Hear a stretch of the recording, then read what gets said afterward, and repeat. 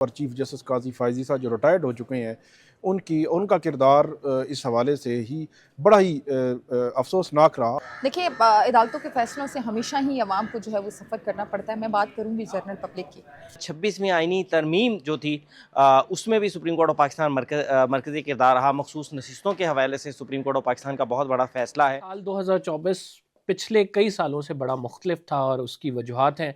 सबसे बड़ी वजह उसमें 26वीं आईनी तरमीम है जो कि पार्लियामेंट से मंजूर हुई और इसके बाद अदलिया का बुनियादी ढांचा ही तब्दील हो गया। ओवरऑल इस्लामाबाद हाई कोर्ट जो है वो शायद सुर्खियों का हिस्सा रही, क्योंकि 6 जजेस ने इस साल एक अहम खत भी लिखा था कि मखसूस नशस्तों के ऊपर जो फैसला था उस पर अमल दरामद आज तक नहीं हुआ। इलेक्शन ट्रिब्यूनल का मामला आज तक मौजूद है। साइफर का केस हो, तोशाखाना 1 हो या तोशाखाना केस 2 में इमरान खान बुशरा बीबी की ज़मानतें हो, तो ये इस्लामाबाद हाई कोर्ट से ही जो है वो होता रहा।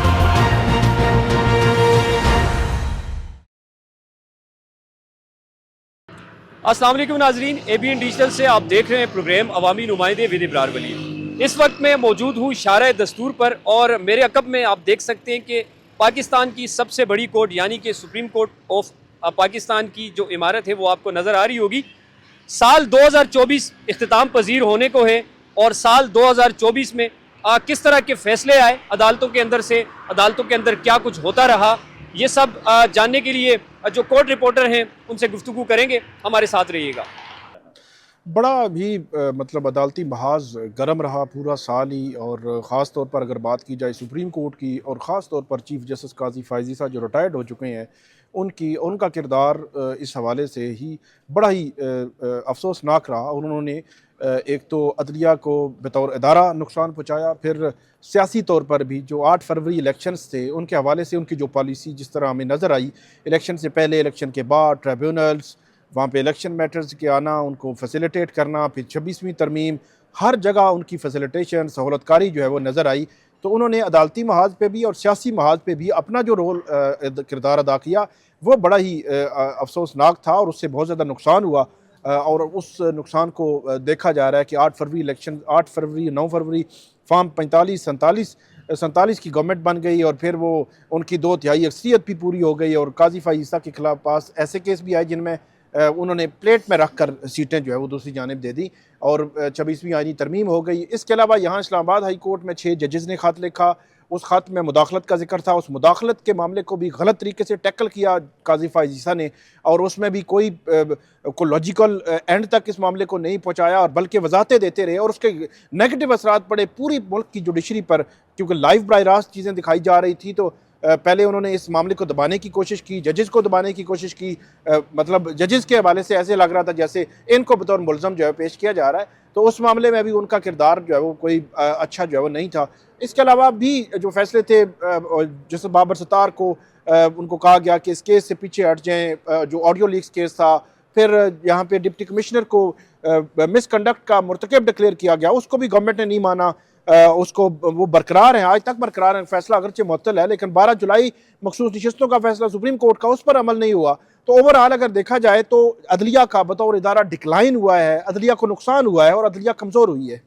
फैसले तो जो रोल जो किरदार अदा होना था वो कुछ किरदार तो अदा हुआ। जस्टिस बाबर सत्तार जैसे जजेस जो है यहीं पे थे और जस्टिस क्यानी थे और भी जजेस मौजूद थे, जस्टिस मंसूर अली शाह, जस्टिस अतर मिनल्ला, उनकी जानिब से कुछ फैसले आते रहे, लेकिन जो अदलिया ने किरदार अदा करना था वो किया नहीं है और मज़ीद 26वीं तरमीम के बाद वो कमज़ोर हो गए हैं। जिस तरह आइन और कानून की जो है वो सरेआम वो धज्जियाँ उड़ाई गई, लोगों को गिरफ्तारियाँ हुई, चार दीवारी को पामाल किया गया, वायलेट किया गया और अदालतों के फ़ैसलों को नहीं माना गया, नहीं माना जा रहा। तो इससे ओवरऑल जो है वो अदलिया में कोई अच्छे फैसले अच्छे आए हैं लेकिन इम्प्लीमेंटेशन नहीं हो सकी और इम्प्लीमेंटेशन अदलिया करवा नहीं सकी और इसके असरात तो बतौर इदारा अदलिया पर बहुत नेगेटिव आए हैं। देखिए, अदालतों के फैसलों से हमेशा ही अवाम को जो है वो सफ़र करना पड़ता है। मैं बात करूंगी जनरल पब्लिक की।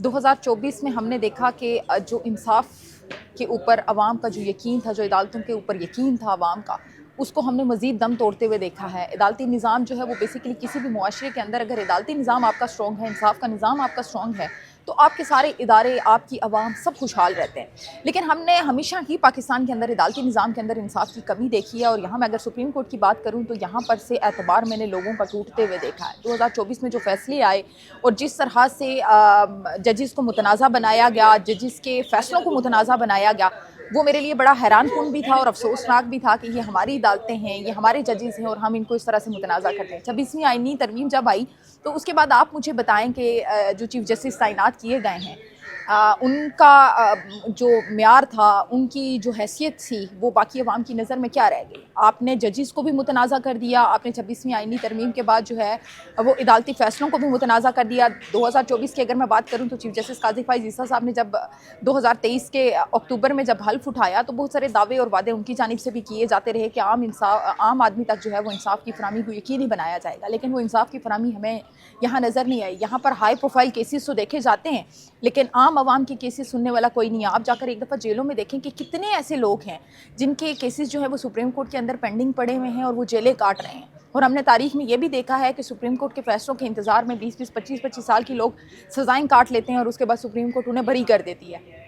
हाँ, एक चीज़ ज़रूर मैंने देखी जो मुझे अच्छी लगी कि माजी की एक गलती को सुप्रीम कोर्ट की जानिब से सुधारा गया, और वो जुल्फ़िकार अली भुट्टो का केस था।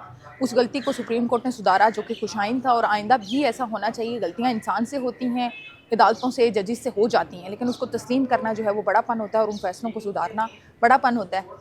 मैं तमाम अपने जजिस से, अपने अदालती निज़ाम पर मेरा एक ही जो है वो रिक्वेस्ट है, आप उसे मेरी रिक्वेस्ट कहें, सवाल कहें, या आवाम की तरफ से एक मिन्नत कहें कि अवाम की तरफ तवज्जो दें। ये मुल्क जो है वो अवाम से मिलकर बनता है, ये आपके पॉलिटिशियंस से नहीं मिलकर बनता, और उनके हक़ में फ़ैसले देना। अब आप देखें जो मौजूदा पॉलिटिशियंस आए हुए इनके फ़ैसलों पर, जजिस आए हुए इनके फ़ैसलों पर कौन यकीन करेगा। 26वीं आईनी तरमीम के बाद जो जजिस की तैनाती हुई और जिस तरह से ये सारा डेकोरम बनाया गया और जिस तरह से आईनी बेंचेस बनाए गए हैं, अवाम को तो यही लग रहा है कि सब जितने भी सुप्रीम कोर्ट के अंदर जजिस बैठे हुए हैं वो सारे नून लीग के हैं।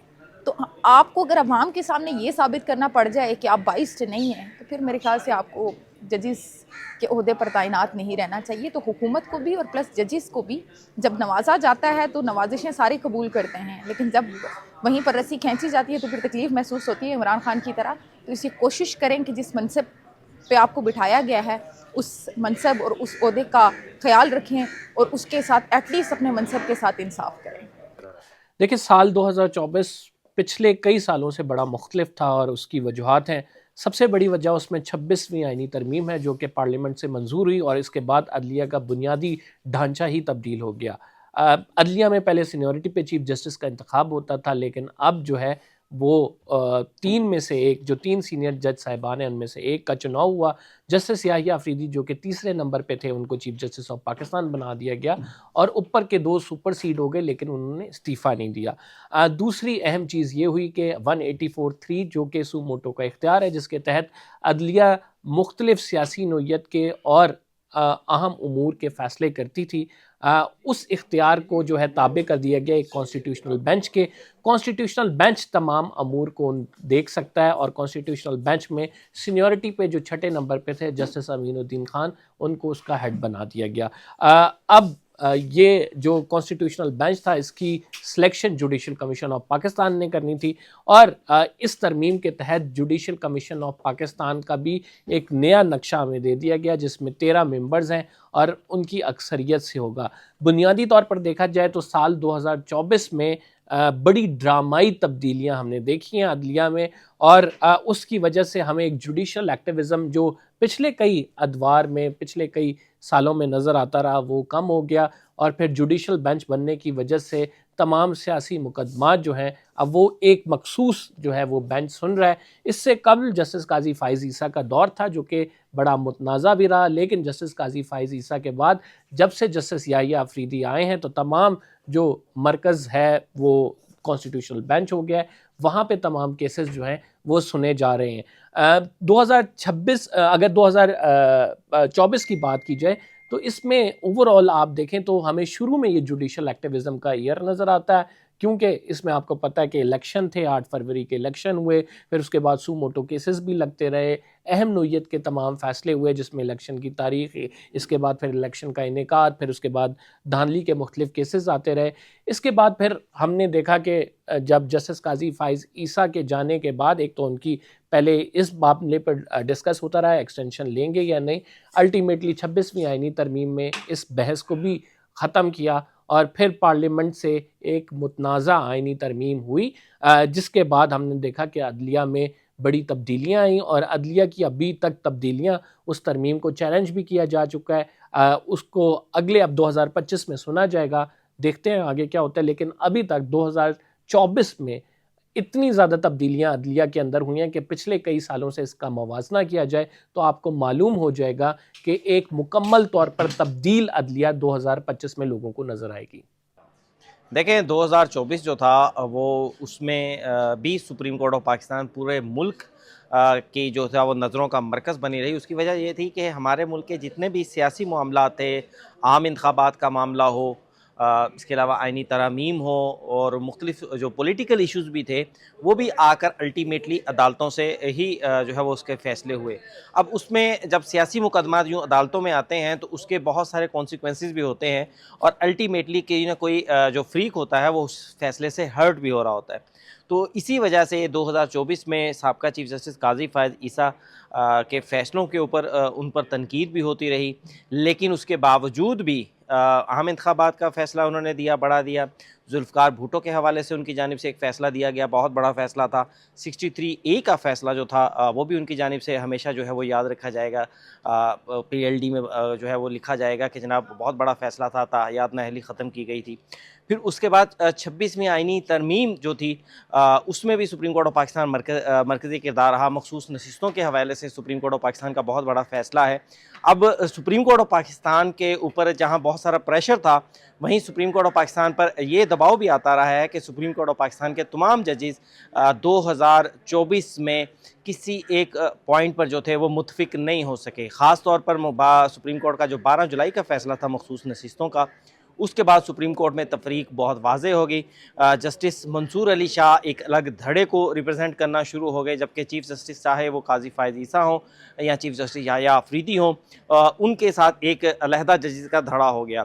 और ये तकसीम जो थी इसने सुप्रीम कोर्ट ऑफ पाकिस्तान को बहुत ज़्यादा नुकसान पहुँचाया और इसी वजह से कहा जा रहा है कि सुप्रीम कोर्ट के जो मखसूस नशिस्तों का फ़ैसला था उस पर भी अमल दरामद नहीं हुआ। बहुत शुक्रिया जी। देखिए, अदालती साल 2024 तनाज़ात से भरपूर रहा। इसमें कुछ अच्छी चीज़ें भी हुई, जैसे कि जुल्फ़िकार अली भुट्टो केस का अगर हम हवाला दें तो वो एक अच्छा मामला था। दूसरा, एक इलेक्शन का मामला बड़े अरसे से जो है वो ज़ेर इल्तवा भी था और इलेक्शन नहीं हो पा रहे थे। हालांकि जो इंटरिम गवर्नमेंट थी उसकी मुद्दत भी पूरी हो चुकी थी, जो 90 रोज़ की होती है। लेकिन काजी फायज़ ईसा साहब के दौर में ये दो चीज़ें जो हैं वो मुझे बेहतर नज़र आई 2024 के अंदर जो हुई। लेकिन तनाज़ात से भरपूर इस तरह से कह सकते हैं कि मखसूस नशस्तों के ऊपर जो फ़ैसला था उस पर अमल दरामद आज तक नहीं हुआ। इलेक्शन ट्रिब्यूनल का मामला आज तक मौजूद है। मैंडेट चोरी का इल्ज़ाम अभी तक लगाया जाता है और अदालतों के अंदर ये केसेस अभी तक पेंडिंग पड़े हुए, उसके ऊपर अभी तक फ़ैसला नहीं हुआ। मैंडेट जो है वो क्लियर नहीं हुआ, आया कि असम्बली के अंदर जो लोग बैठे हैं उनके पास अपना जो मैंडेट है वो लेजिटिमेट है या नहीं है।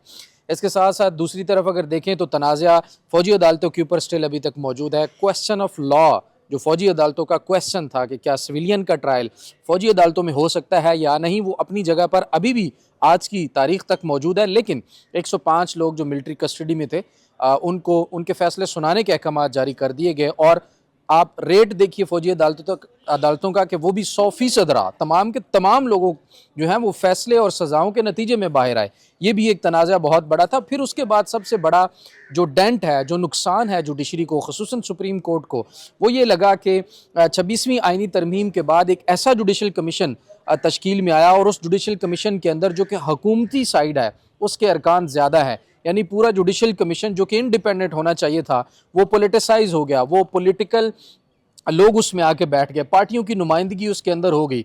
तो वो एक तरह से हम कह सकते हैं कि वो भी एक ऐसा तनाज़ा है जिसको हल होना चाहिए था। इंडिपेंडेंस ऑफ जुडिशरी के अगेंस्ट हुआ। फिर उस जुडिशल कमीशन के तहत आने वाला मार्ज़ वजूद में आने वाला बेंच जो है वो उसी तरह के केसेस सुन रहा है जो 26वीं आईनी तरमीम के ज़रिए बना था और वो 26वीं आईनी तरमीम का ही केस भी सुनेगा। तो इस किस्म के मामलात जो हैं वो बहुत ज़्यादा 2024 के अंदर रहे। तकसीम सबसे बड़ा फैक्टर थी सुप्रीम कोर्ट के अंदर जो अभी तक रही। काजी फायज़ ईसा साहब जब तक रिटायर्ड नहीं हो गए, लेकिन उसके बाद अब इसमें कुछ कमी ज़रूर देखने में आई है जो नए चीफ जस्टिस हैं याहिया अफरीदी उनके आने के बाद। लेकिन आईनी बेंच बनने के बाद सुप्रीम कोर्ट की जो पहले एक तौकीर नज़र आती थी, एक दबदबा रोब था, वो हमें ख़त्म होता हुआ नज़र आया। देखें बिस्मिल्लाहिर्रहमानिर्रहीम, इस्लामाबाद हाई कोर्ट बड़ा मुतहर्रिक रहा 2024 में। आप अगर देखें उसमें जो बड़े बड़े सियासतदान हैं, नवाज शरीफ हो या फिर PTI की जो बड़ी लीडरशिप है, अब उनके जो बड़े केसेस हैं वो 2024 में ही ज़मानतें भी मिलती रहीं और सज़ाएँ भी यहाँ से मुअत्तल होती रहीं। साइफ़र का केस हो, तोशाखाना 1 हो या तोशाखाना केस 2 में इमरान खान बुशरा बीबी की ज़मानतें हो, तो ये इस्लामाबाद हाई कोर्ट से ही जो है वो होता रहा है। और इसके अलावा जो ब्यूरोक्रेट जिसमें डिप्टी कमिश्नर इरफान नवाज मेमन को जो है वो 6 माह कैद की सज़ा सुनाई गई थी, इनके जो केसेस हैं वो भी जो है यहाँ पर ज़ेर समात रहे और बाद में उनकी सज़ा जो है वो डिवीज़न बेंच ने सज़ा मुअत्तल भी की। और इस हवाले से भी देखा जाए तो दूसरा ये है कि लापता अफराद का मामला आपको पता है इस्लामाबाद में और पूरे पाकिस्तान में एक अहम मसला बन चुका है। लापता अफराद का जो केसेस हैं वो भी यहाँ पर ज़ेर समात रहे। शहर जो अहमद फराद हैं उनका केस अगर आप देखें या दीगर जो लापता PTI के कुछ आपने देखा कि वर्कर और लीडरशिप जो है वो लापता हुए, तो उनकी केसेस भी यहाँ पर जो है वो चलते रहें। और 2024 में इस्लामाबाद हाई कोर्ट दीगर जो हमारी पाकिस्तान की या वफाक की जो अदालतें हैं उनमें सबसे ज़्यादा जो है मुतहर्रिक रहा है। जी, अदालती फ़ैसले पिछले कुछ टाइम से तो अदालतें जो हैं वो जितनी बिज़ी रही हैं तो हर साल जो है वो फ़ैसलों के हवाले से अहम ही रहा है। तो ये साल जो था वो बानी PTI के लिए थोड़ा सा मुश्किल साल रहा। उन्हें कई केसेस में सज़ाएँ भी हुए और अभी भी वो जेल में हैं। इसके अलावा PTI की तमाम तर क़यादत के लिए भी ये साल जो है वो अच्छा नहीं रहा। इसके साथ साथ मुख्तलिफ़ महकमों की बात कर ली जाए तो मुख्तलिफ़ महकमों के हवाले से जुर्माने भी हुए, कई महकमों के ख़िलाफ़ फ़ैसले भी आए। ओवरऑल इस्लामाबाद हाई कोर्ट जो है वो शह सुर्खियों का हिस्सा रही क्योंकि 6 जजेस ने इस साल एक अहम ख़त भी लिखा था जो कि एजेंसियों की मुख्तलिफ़ अमूर में इस्लामाबाद हाई कोर्ट के मुदाखलत थी। उस हवाले से वो बड़ा अहम चीज़ थी जो कि इस साल की शह सुर्खियों में रही। और ये मामला न सिर्फ इस्लामाबाद हाई कोर्ट में डिस्कस हुआ बल्कि ये मामला जो है वो पार्लियामेंट में भी इसकी बाज़गश्त जो है वो सुनी गई। अभी जो है वो नए जजेस की आमद का जो है वो शोर मचा हुआ है कि कौन नया जज होगा। इस्लामाबाद हाई कोर्ट में 4 जजेस की जगह जो है वो अभी खाली है। इस हवाले से ये भी जो है वो अब मामला ज़ेर बहस है। लेकिन अगर ओवरऑल कहा जाए तो पिछले कुछ टाइम में जहाँ पर सियासी जो खींचातानी बढ़ी है तो अदालतें जो हैं वो हमेशा से जो है पिछले 4 या 5 साल की अगर मैं अपने करियर की बात करूँ तो इन 4-5 साल में मैंने हर साल को पिछले साल से ज़्यादा अहम ही पाया है क्योंकि जो ये सियासी खींचातानी है इसमें जो है वो सियासी केसेस भी बनते हैं, फिर उनके ट्रायल भी होते हैं, सज़ाएँ भी होती हैं। तो जो सियासतदान हैं वो ज़्यादा ज़ेर ताब हैं इस तमाम तर मामले पर।